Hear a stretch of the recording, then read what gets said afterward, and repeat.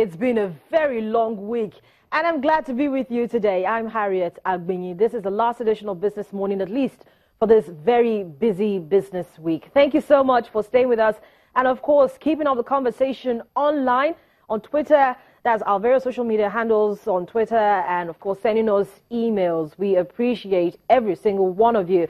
So let's talk about one of the biggest issues that has been in the headlines and is still trending at the moment. Yesterday, Nigeria's federal government raised a total of $1 billion in a one-week investment roadshow in London. That is, it was a successful issue, and the United States, of course. And the offering was oversubscribed approximately 8 times, with orders in excess of $7.8 billion from a pre-issuance target of $1 billion. The notes will be admitted to the UK Listing Authority and available to trade on the London Stock Exchange regulated market. But the federal government also plans to apply for the notes to be eligible for listing and trading on the FMDQ OTC Securities Exchange and the Nigerian Stock Exchange. That will be a first. That is for the Nigerian Stock Exchange. We'll be talking to Rotimi Fakaijo much later on the program to get his thoughts. How is the capital market shaping up for this particular listing and trading?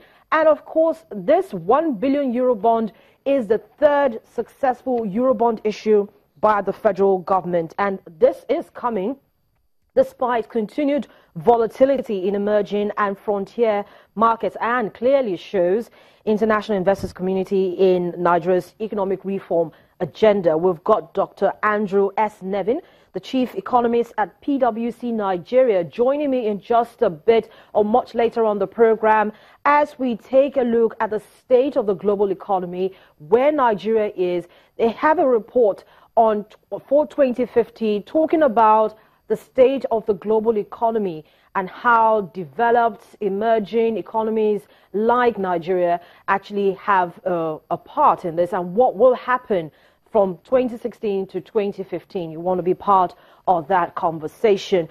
Also, yesterday, Jaiz Bank joined the league of quoted companies, the big boys, if you like, on the Nigerian Stock Exchange, as the management admitted it's over 29.46 billion ordinary shares at £1.25 per share, valued at 36.8 billion naira to the daily official list. The shareholders base of the bank, according to its management, is diversified, with 1 foreign, 108 international, 220 corporate, 26,157 individuals, as well as 156 joint 6 states and local government accounts. Of course, Jaiz Bank is, well, the model that it uses is an Islamic bank, but of course, according to the chairman, it caters to all cadres. It's not just for a particular ethnic group or people, it's for everyone. It's a non-interest bank, and so coming to the Nigerian Stock Exchange, they say, has been long in the pipelines, and they're quite pleased that talking to shareholders, they've been able to achieve this one milestone. And according to the management, by 2018 or thereabout, they should begin to pay dividends. So that's one particular equity that we'll keep our eye on, and most of the capital markets operators were quite excited to have it joining the big boys league on the Nigerian Stock Exchange. It moves from the NSE OTC Securities Exchange, that's a segment of the market for unlisted securities, to the NSE. But we'll talk more about the markets in just a bit and review those numbers. Well, we're doing that just right now.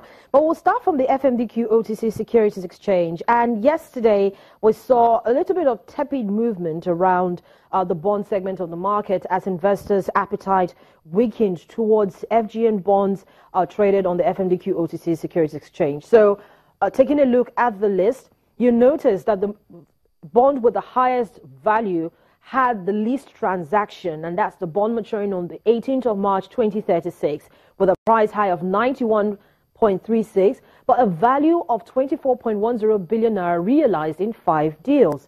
The bond maturing on the 18th of March, well,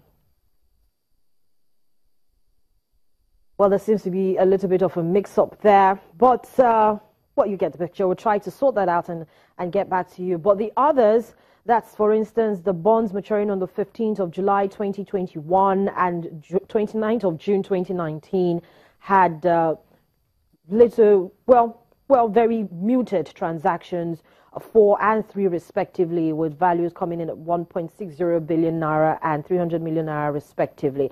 At the end of the day, total number of deals came in at 38, valued at 29 billion naira. Take a look at the Treasury bill segment of the market. That closed on a bullish note, with average yield moving southwards by 19 basis points to 17.98%. But you notice that investors still continue to favor very short-dated to medium-dated bills. The bill maturing on the 16th of February, that's in another 6 days from now, had the most deals, 127 transactions done with a value of 31.62%. And, I beg your pardon, 31.62 billion naira, that is. Now, for the end of the day, Treasury bills transaction came in at 661 with a value of 176.33 billion naira. While the local bourse was unable to sustain the gains recorded in the previous trading session as a result of sell-offs in consumer goods stocks like Nestle. Nestle was off about 3.3%. Nigerian Breweries was also off about 1%, and PZ Cussons shed 9.7%. It was one of the highest losers from yesterday's transaction. So the all-share index dropped about 54 basis points to berth at 25,322.30, with market capitalization at 8.76 trillion naira. The market capitalization lost about 10.9 billion naira at the end of Thursday's trading session. With regards to the total number of deals, we saw volume coming in 58.82% lower to 143.23 million shares, valued at 1.55 billion naira and exchanged in 2,551 deals. But there's a general consensus among most market traders that the market will continue to sustain this bearish momentum, as there is no strong catalyst for investors to hold on to, especially as very weak earnings numbers keep coming into the Nigerian Stock Exchange, and most are still waiting for the big boys to turn in their numbers, but already are taking a very tepid stance towards the equity segment of the market. But taking a look, for instance, at the NSE OTC's market, that's a segment of the market that caters for unlisted securities, those who are not quoted on the Nigerian Stock Exchange. So at the end of trade on Thursday, the index dropped another 0.1% to berth at 594.31. Market capitalization is still above 400 billion naira, and hoping it can stay that way for some time. But notice that the volume has actually dropped. Volume came in at 80,652 at the end of Thursday's trade, with only 4 deals and a value of 459.27 million recorded on Thursday.